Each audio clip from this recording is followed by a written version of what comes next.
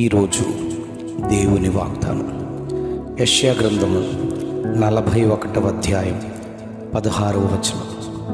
నీవు యెహోవాను బట్టి సంతోషించుదువు, నీవు యెహోవాను బట్టి సంతోషించుదువు. ఇశ్రాయేలు పరిశుద్ధ దేవుని బట్టి అతిశయపడుదు. దేవుడు తాను ఏర్పరచుకునిన వాడైన యాకోబును తల్లి గర్భము నుండే ప్రత్యేకించుకొనగా, పేరు పెట్టి పిలిచిన వానిగా, నా సొత్తు అని ప్రకటించిన వానిగా ఉన్నాడని యాకోబు ఒకానొక దినాన దేవునితో సందర్శించి పోరాడి గెలిచి ఇశ్రాయేలుగా మార్చబడిన వాడని మనం చూస్తాం. ఇశ్రాయేలుకు విరోధులు ఎందరున్నను అందరి మధ్యలో నుండి ఆయనే వాగ్దానము చేసి వెలుపలికి నడిపించినట్లుగా చరిత్రను మనం గమనిస్తాం.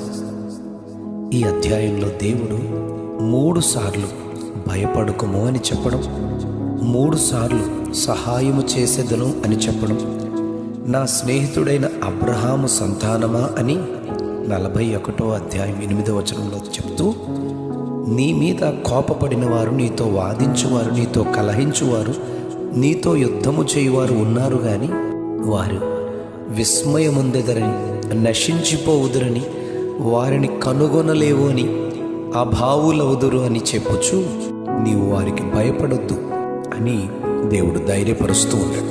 23వ కీర్తనలో మనం గమనిస్తే అక్కడ దావీదులా అంటాడు, నా శత్రువుల ఎదుట నీవు నాకు భోజనము సిద్ధపరచుదువు అని దావీదు అతిశయపడతాడు.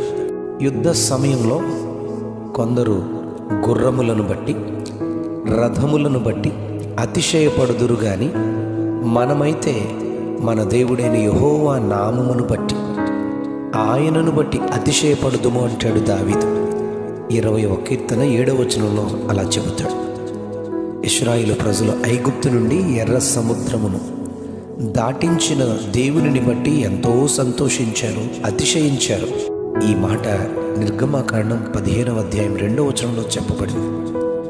యోబు గ్రంథంలో 11వ అధ్యాయం 15వ వచనంలో, పాపము నీ చేతిలో ఉండుట చూచి నీవు దాన్ని విడిచిన ఎడల, నీ గుడారములలో నుండి దుర్మార్గతను నీవు కొట్టివేసిన ఎడల నిశ్చయముగా నిర్దోషివై నీవు సంతోషించదువు అని దేవుడు చెబుతున్నాడు. యోబు గ్రంథం 11వ అధ్యాయం 19వ వచనంలో, ఎవరి భయము లేకుండా నీవు పండుకుంటావు అని ధైర్యపరుస్తాడు. అందుకే అందరికీ అన్నిటికీ భయపడి బ్రతుకుచున్న యాకోబు ఆ రోజు త్రోవలో దేవుణ్ణి దర్శించి పాపమును ఒప్పుకున్నాడు. ఏశావుని అని అన్నిటికీ చెప్పేవాడు దేవుని ఎదుట యాకోబును మోసగానిని అని ఒప్పుకున్నాడు. నాటి నుండి దేవునికి సేవకుడైపోయాడు. యెషయా గ్రంథం 41వ అధ్యాయం 6వ వచనంలో, నా సేవకుడైన ఇశ్రాయేలు అని దేవుడు పిలిచాడు. కనుకనే 41వ అధ్యాయం 15వ వచనంలో, కక్కులు పెట్టబడి పదును గల క్రొత్తదైన నురిపిడి మ్రాను అని, పర్వతములను నూర్చి పొడి చేయుదు అని, కొండలను పొట్టుగా చేయుదు అని, వాటిని గాలించి గాలికి చెదరగొట్టెదవని దేవుడు ఇశ్రాయేలును గురించి వర్ణించారు.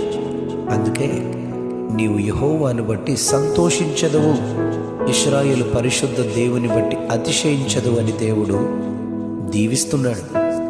పాపము నుండి విమోచింపబడిన మనము, నీతిమంతులముగా తీర్చబడిన మనము ఆయనను బట్టియే అతిశయపడుదుము, ఆయనను బట్టియే సంతోషించదు.